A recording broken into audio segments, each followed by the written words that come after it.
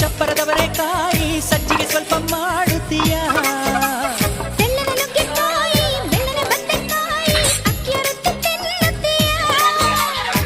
ಬೇಡ ಬೇಡ ಕೆಣಕಲ್ಲು ಬೇಡ ತೊಂದ್ರೆಯಾದ್ರೆ ನಿಂದಿಸಬೇಡ